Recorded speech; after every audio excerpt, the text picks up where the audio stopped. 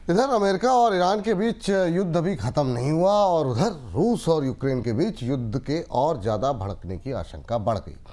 ताज़ा घटनाक्रम में यूक्रेन ने रूस के भीतरी इलाकों में ड्रोन से हमले किए और इन हमलों की वजह से मॉस्को में 3 लोगों के मारे जाने की खबर है। फरवरी 2022 से शुरू हुए रूस यूक्रेन युद्ध को 4 साल से ज़्यादा बीत गए। पिछले हफ्ते ही रूस के राष्ट्रपति पुतिन ने कहा था कि युद्ध के खत्म होने की संभावना लग रही है, लेकिन इन ताज़ा हमलों के बाद रूस यूक्रेन युद्ध और ज़्यादा भड़क सकता है। सर, यूक्रेन ने किन जगहों पर को निशाना बनाया और इस अटैक का क्या इम्पैक्ट देख रहे हैं आप? देखिए, ये जंग का मोर्चा फिर खुल गया। यहाँ शांति होने की संभावना बनती दिख रही थी, लेकिन अचानक पिछले 48 घंटों में यहाँ जंग नए सिरे से शुरू हुई और उसका असर हमें एनर्जी मार्केट पर अलग से दिखाई दिया।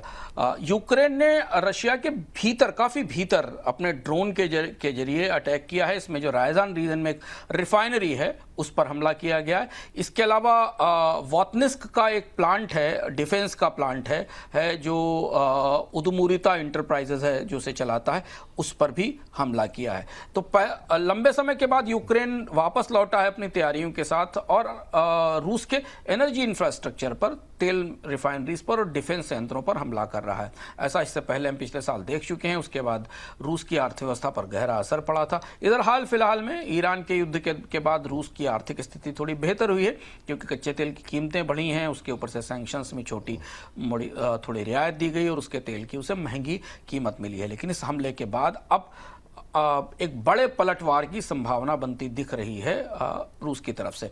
रूस इस हमले के बाद थोड़ा उलझ गया है, क्योंकि यूक्रेन ने अपनी रणनीति बदली है। यूक्रेन अब सीमा पर हमले नहीं कर रहा है, बल्कि रूस के भीतरी हिस्सों में हमले कर रहा है। और इस वजह से रूस की रणनीतिक दुविधा यह है कि उसे सीमा से अपना defence mechanism, missile defence, anti drone mechanism जो बना उन्होंने सीमा पर लगा रखे हैं, उसे हटाकर अब अपने डिफेंस प्लांट के आसपास और एनर्जी प्लांट के आसपास लगाना पड़ रहा है। और इस वजह से सीमा पर अब रूस की ताकत कमज़ोर होती दिख रही है।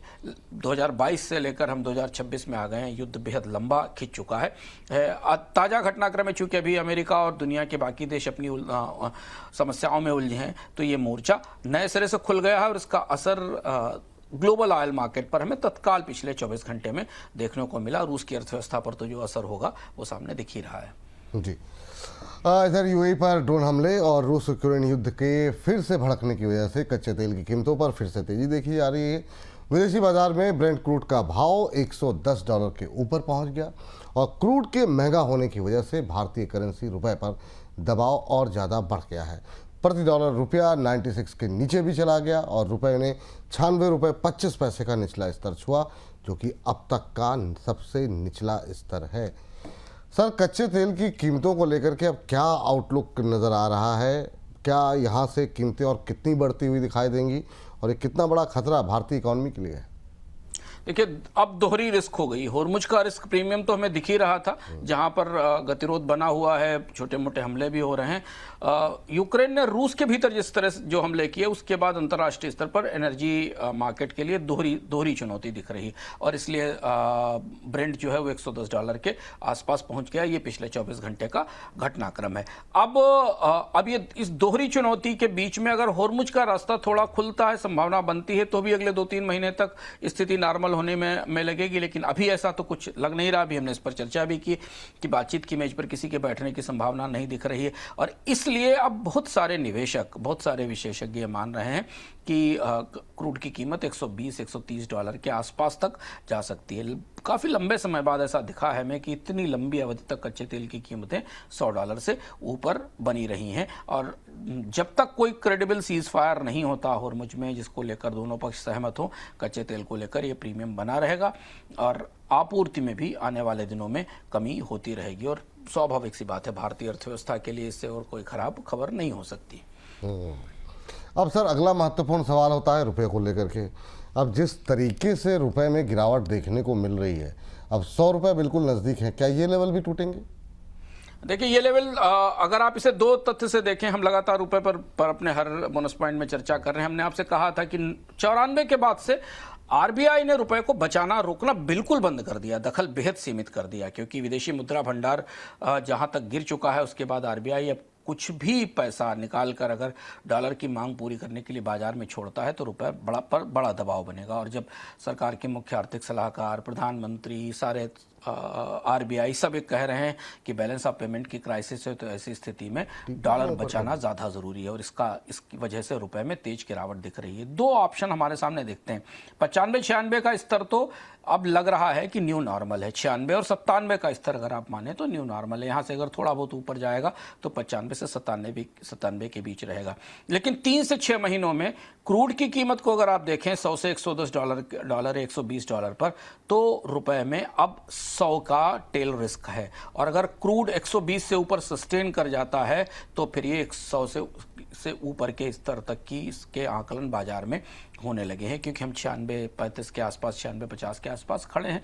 2-2.5 रुपए का और फर्क बचा है 100 तक जाने का। और जितना रुपया तेजी से गिरता जाएगा, आरबीआई के लिए दबाव उतना ज़्यादा बढ़ता चला जाएगा। और इस स्तर से जहां भी आरबीआई ने दखल दिया, रुपए में मनोवैज्ञानिक रूप से दबाव बनता शुरू होगा। तो ऐसा लग रहा है कि अगर डिस्केलेशन होता है, अगर वो ये युद्ध शांत होता है, होर्मुज बंद खुलने की संभावना बनती है और क्रूड 80-100 के आसपास आता है, तो रुपया 95 के से 96 के बैंड के बीच में, 93-94 के बैंड में रुकेगा। और अगर स्टेटस को रहता है, क्रूड 110-120 से ऊपर निकल जाता है, तो फिर 100 रुपए का डॉलर बिल्कुल अप्रत्याशित या नहीं है, क्योंकि बाकी सारे फैक्टर रुपए की कमजोरी को बढ़ाने वाले हैं। करंट अकाउंट डेफिसिट मान लीजिए, क्रूड की कीमतें मान लीजिए, भारतीय बाजार से विदेशी निवेशकों की बिकवाली मान लीजिए। और अगर कोई एस्केलेशन होता है, अगर कहीं कोई टकराव नए सिरे से होर्मुज में शुरू होता है, तो फिर और ज़्यादा बड़ा दबाव बनता दिखाई देगा। एक चीज़ और ध्यान रखना भी जरूरी है कि पिछले एक हफ्ते में सरकार ने जितने भी कदम उठाए हैं बैलेंस ऑफ पेमेंट को ठीक करने के लिए, रुपए की मजबूती के लिए, उनका असर रूपी के सेंटीमेंट पर बिल्कुल नहीं पड़ा। रूपी का सेंटीमेंट बिल्कुल नहीं सुधरा। आप गोल्ड के ऊपर इंपोर्ट ड्यूटी बढ़ाई गई, सिल्वर पे इंपोर्ट ड्यूटी बढ़ाई गई। सरकार ने और भी तमाम तरीके के उपाय करने के लिए कहा, विदेश यात्रा रोकने के लिए कहा, क्रूड की डिमांड कम करने की कोशिश की, लेकिन रुपया जब सुबह खुलता है तो वो नया गड्ढा ढूंढता हुआ दिखाई देता है। बात तो सही कह रहे हैं सर, बिल्कुल। और इस बीच मतलब लब्बुलुआब ये है सर कि अब 10 सर हो गए हैं बाजार को नीचे गिराने के लिए। रुपया हो गया है, क्रूड हो गया है, मिडिल ईस्ट क्राइसिस हो गई है, अगले नेक्स्ट क्वार्टर के रिजल्ट्स आएंगे, वो भी वहाँ से भी वो उम्मीदें समाप्त हो गई हैं। तो ये मान के चलें कि अभी बहुत चुनौतियाँ लगातार बढ़ रही हैं हर दिन बीतते दिन के साथ।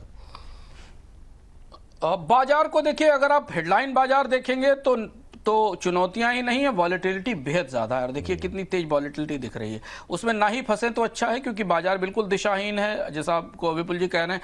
जो भी फैक्टर्स हैं वो नेगेटिव ट्रिगर्स हैं। हाँ, लेकिन रिजल्ट सीजन हमेशा आपको अच्छे स्टॉक्स चुनने में मदद करता है। और जब बाजार सेक्युलर ट्रेंड में ऊपर नहीं बढ़ रहा होता है, तभी आपकी स्टॉक दक्षता की, विशेषज्ञता की, सलाहकार की राय की जरूरत होती है। जब बाजार में रैली बन रही, तब तो आप उस घोड़े पर बैठ ही सकते हैं, सब चढ़े हुए हैं, आप भी चढ़ सकते हैं, वो आपको उठा ले जाएगा। पर असली निवेश की जरूरत उस वक्त पड़ती है सलाह की, समझ की, रिसर्च की, जानकारी की, जब बाजार वोलेटाइल हो, साइडवेज हो, दोनों साइड में मूव कर रहा हो। तब वहां इंडेक्स आपको सफलता नहीं देता, कमाई नहीं कराता, स्टॉक आपको कमाई कराते हैं, अच्छे स्टॉक्स कमाते हैं। इसके लिए विपुल जी आपके साथ हैं, आप इनके कार्यक्रम में रोज आइए यार बाजार में और इनसे पूछिए, आपको अच्छे चुनिंदा स्टॉक्स बताते हैं विशेषज्ञों से पूछ के। और इंडेक्स को थोड़े समय के लिए मत देखिए, अपने स्टॉक्स को देखिए, अच्छे स्टॉक्स चुनिए। नुकसान वहां से बराबर किया जा सकता है।